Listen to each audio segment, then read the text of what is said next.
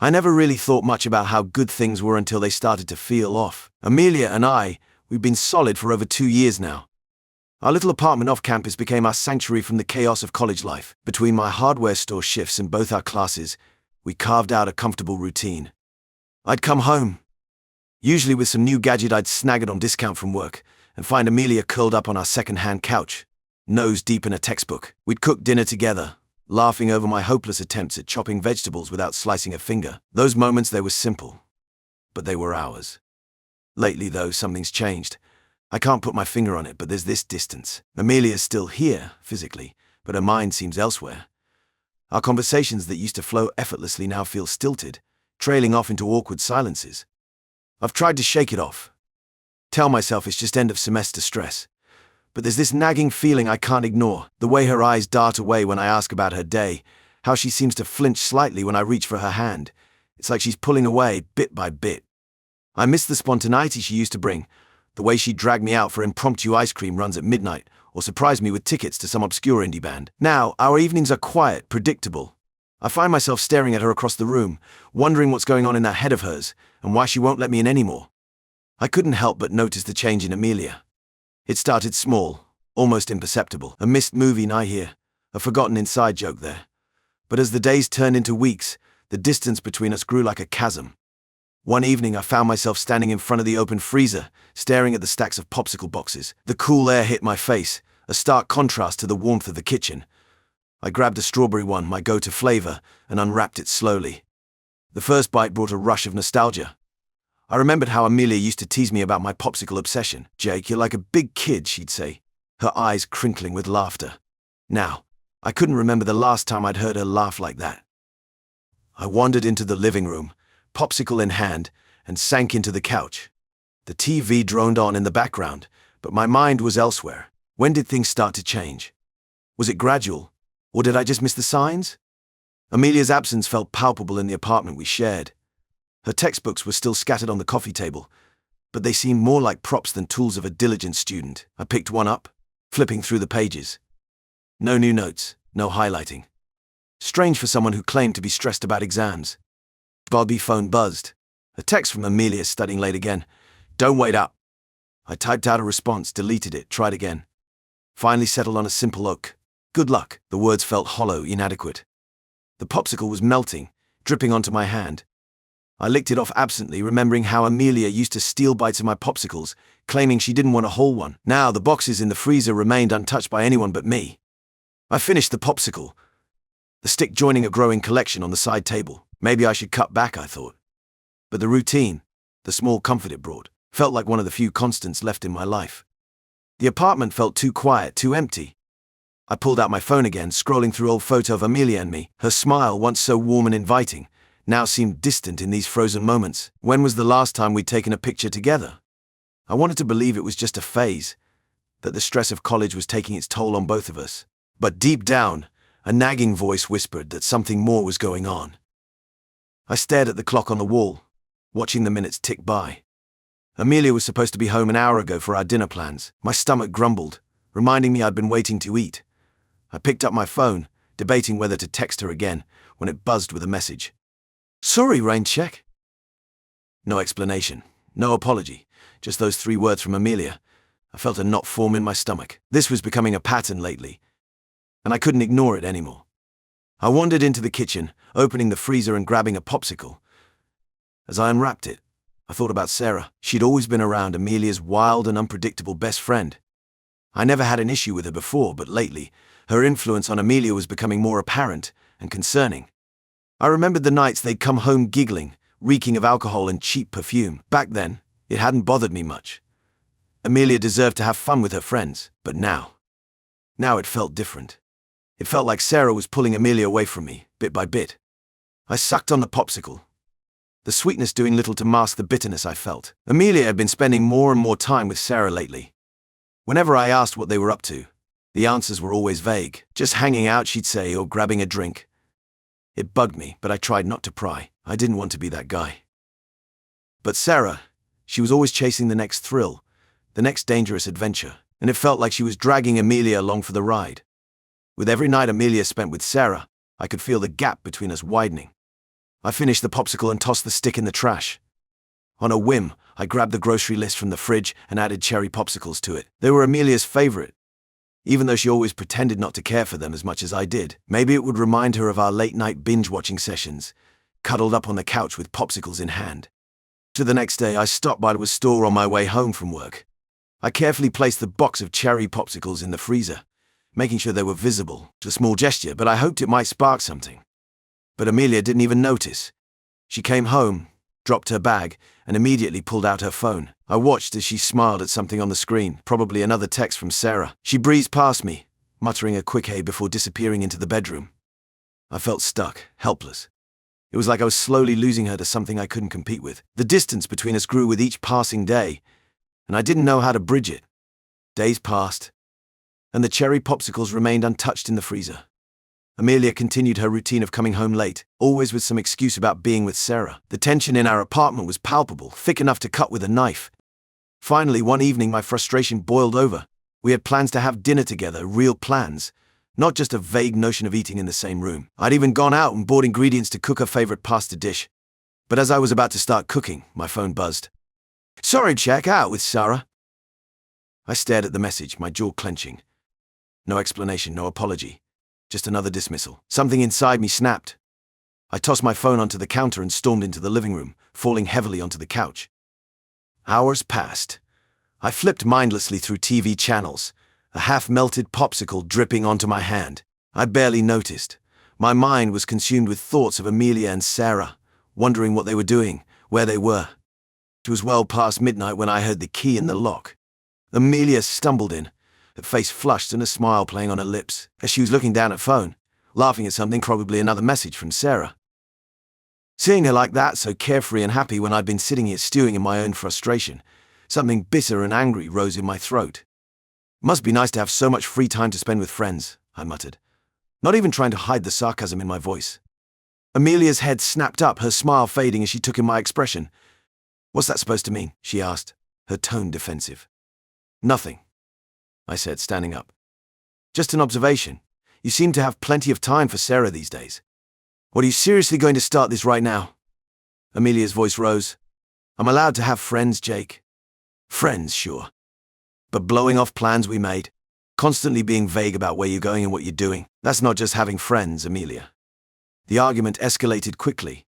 Words flew back and forth, each of us unleashing weeks of pent-up frustration and hurt. I accused her of pulling away, of prioritizing Sarah over our relationship. She fired back, calling me controlling and paranoid. Finally, unable to take it anymore, I stormed off to the bedroom, slamming the door behind me. I could hear Amelia in the living room, her muffled voice still angry and defensive. As I sat on the edge of the bed, my head in my hands, I wondered how we had gotten to this point. How had our comfortable routine, our easy love, turned into this mess of suspicion and resentment? And more importantly, how were we going to fix it? After days of dead silence, we both caved. I don't even know who started it, but one night she showed up with takeout, and I mumbled something close to an apology. I said I shouldn't have flipped out, even though I wasn't sure if that was true. She nodded, like she agreed but didn't want to rub it in. There wasn't much conversation after that. Just the clinking of forks against plates and the hum of some trashy Netflix reality show in the background. A shitty kind of normal, but normal enough. For a short time, it was like we slipped back into how we used to be. We finished dinner and Amelia shuffled over to the freezer, pulling out one of my popsicles with that familiar smirk sol. "Still with these?" she teased, flipping it in her hand like it was the most ridiculous thing I still clung to. So I let out this small laugh, the kind that felt almost ripped from a better time, like we weren't just pretending for both our sakes. What was I going to say? It's a popsicle. Always been a popsicle. We spent the next hour watching that stupid movie I couldn't care less about, but it didn't bother me. Her head leaned against my shoulder at one point. A bit of warmth felt nice, if I'm being honest. A part of me wanted to believe this quiet moment meant we were back on track. But that nagging feeling, the one that'd been churning in my gut since things started going sideways, it wasn't gone. It just sat there, almost whispering, "You're both faking it." I kept glancing at her when she wasn't looking, trying to figure out if she was doing the same. Amelia laughed at the jokes on screen, but it was softer, like she was going through the motions. Something didn't add up, but I didn't press. Not now. Not when it felt like we were finally getting somewhere, even if that somewhere was fragile. Then Sarah's name slipped into the conversation, and my stomach did a little drop like it always did lately. Any mention of her was a trigger, some reflex I couldn't control. Amelia just offhandedly mentioned some plans Sarah had to visit some new bar downtown. Nothing big, but it sat there in the air, thicker than it should have been. Back to that subject. I kept my mouth shut, knowing if I opened it, I'd ruin whatever peace we'd clawed back tonight. Inside, though, I couldn't help still being on edge. I walked through the door of our apartment, exhausted from my late shift at the hardware store. All I wanted was to crash on the couch and maybe grab a popsicle from the freezer. But as soon as I stepped inside, something felt off. The place was quiet. Too quiet. Amelia's shoes weren't by the door, and her keys weren't on the hook. I checked my phone, no messages. Weird, she usually let me know if she was going out. I walked into the kitchen, and that's when I saw it. A half-empty bottle of wine on the counter, 2 glasses beside it. My stomach dropped. One glass had a lipstick smudge, definitely Amelia's shade. The other, I picked it up, inspecting it closely. A faint imprint of another shade darker. I set the glass down, my hand shaking slightly. I didn't want to jump to conclusions, but my mind was already racing. I checked our bedroom, hoping maybe I was overreacting, but Amelia's phone charger was gone. She never left without it. The pieces started falling into place, each one hitting me like a punch to the gut. The late nights, the constant texting, the way she'd been pulling away from me, and always Sarah's name coming up in conversation. I sank onto the couch, a cold, hollow feeling settling in my chest. The apartment suddenly felt too big, too empty. I sat there in the quiet, staring at nothing, waiting. For what, I wasn't sure. An explanation? An apology? Or maybe just for the other shoe to drop? Hours ticked by. I didn't move, didn't even turn on the TV. Just sat there, my mind replaying every moment of the past few weeks, searching for signs I might have missed. It was nearly midnight when I heard the key in the lock. Amelia stumbled in, giggling softly to herself, but as soon as she saw me sitting there, her face fell. The guilt was written all over her features. "Jake," she said, her voice small. I didn't think you'd be up." I didn't say anything. Just looked at her, waiting. The silence stretched between us, thick and heavy. "What happened, Amelia?" I finally asked, my voice low and controlled. I was surprised at how calm I sounded, given the storm raging inside me.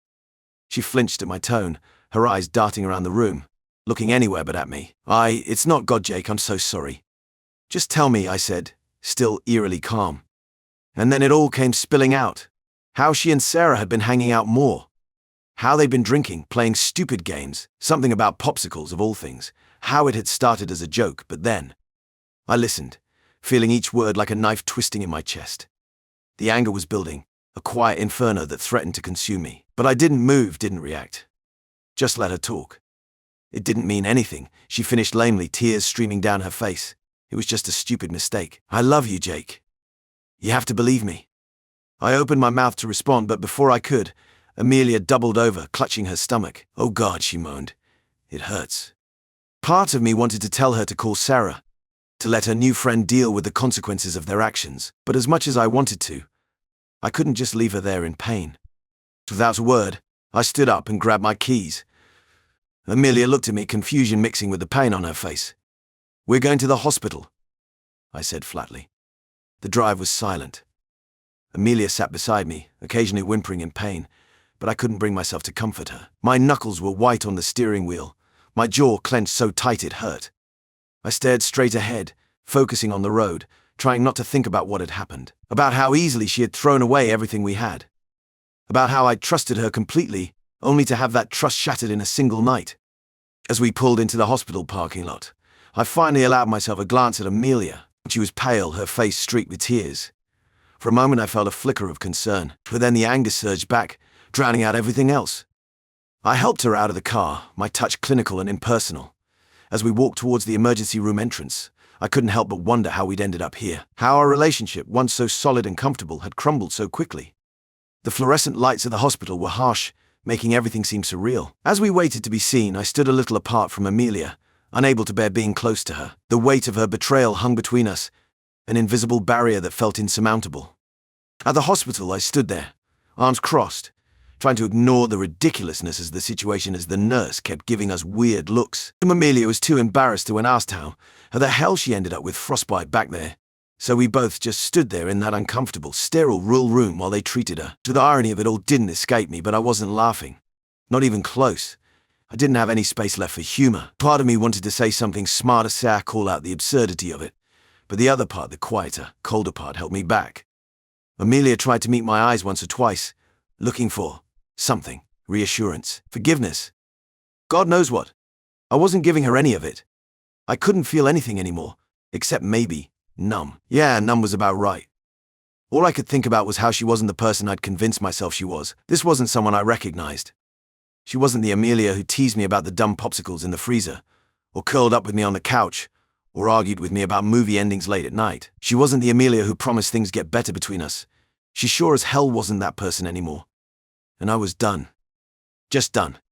But when they finally finished up, we walked out of the hospital in silence. It was just more nothing. Amelia's eyes were red from the crying. She hadn't stopped thanking me for sticking around, but I wasn't paying attention. It didn't seem like it mattered what she said. None of her words held weight anymore. The drive home was so damn quiet. Normally she'd put on some music to fill the silence, but not today. Her hand twitched toward the radio, then just fell back in her lap. I could see her glancing at me from the corner of my eye, probably building up the nerve to start talking. When she did, I finally opened my mouth, cutting her off before she even got a full sentence out. Not now. No. It was flat, emotionless.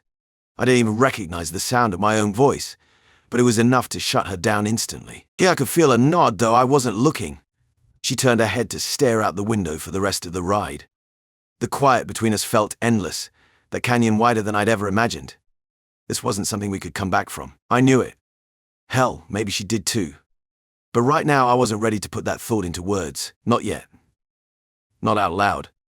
For a few days we barely spoke, and when we did, it was like talking to a stranger. I'd been sleeping on the couch, unable to face the bedroom we once shared.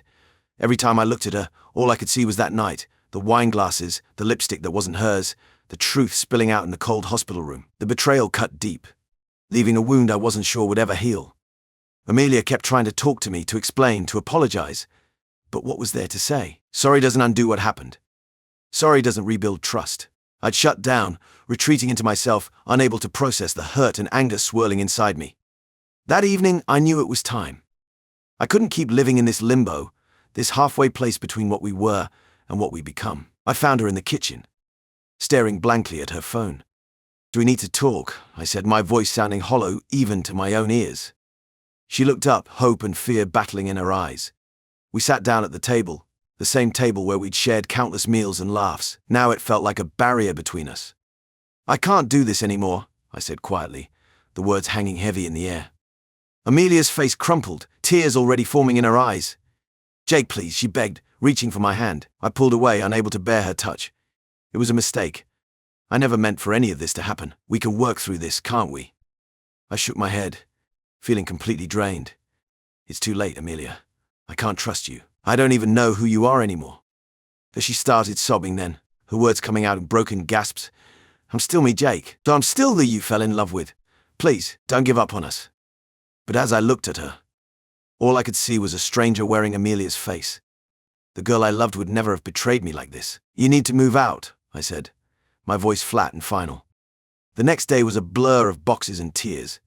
Amelia packed her things slowly, each item a reminder of the life we'd built together. I watched from the doorway, feeling numb to the whole process.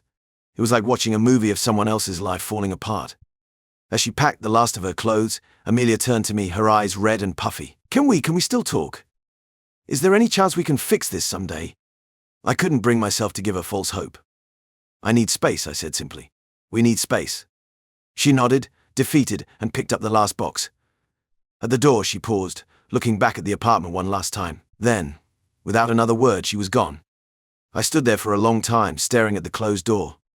The silence in the apartment was deafening. I walked through each room, seeing the gaps where her things used to be. It felt like she'd taken pieces of me with her, leaving behind an emptiness I didn't know how to fill. The days that followed were a monotonous blur. I went through the motions, classes, work, coming home to an empty apartment. I tried to distract myself, staying late at the library to study, spending extra hours at the gym, but nothing could fill the void Amelia left behind. My friends tried to help. They invited me out, offered to come over, but I couldn't bring myself to accept. How could I explain the hollowness I felt? How could I put into words the way my trust had been shattered? At night, lying on the couch that had become my bed, I couldn't stop my mind from replaying that night. The hospital, the confession, the cold realization that the girl I loved had betrayed me in the worst way possible. The anger that had burned so hot at first was fading, replaced by a heavy, numbing sadness. I found myself staring at her empty side of the closet, wondering how we'd gone from planning a future together to this. The apartment felt haunted by memories of her, the kitchen where we'd cook together, the living room where we'd binge-watch our favorite shows, the balcony where we'd talk for hours under the stars. Every corner held an echo of what we used to be, and I didn't know how to silence them. I was stuck in a limbo between wanting to forget and being unable to let go. The world kept turning, life went on, but I felt frozen in that moment of betrayal, unable to move forward. I stood in front of the freezer, my hand hovering over the handle. It had been weeks since I'd even thought about my popsicles, but tonight, after another shitty day of trying to piece my life back together, I found myself drawn to them. Old habits die hard, I guess. So the cool air hit my face as I pulled the door open. There they were, neatly stacked boxes of colourful frozen treats. It made a comfort food. I grabbed a box and pulled out a cherry one, the wrapper crinkling in my hand. For a moment I felt a hint of that old familiar comfort. As I went to put the box back, something caught my eye. I paused, frowning. Something seemed off. I pulled out another popsicle, holding it next to the first one. My stomach dropped. This one was shorter, like it had melted and been refrozen. My hands shaking, I pulled out more. Some were normal, but others, fuck. They were definitely smaller, used.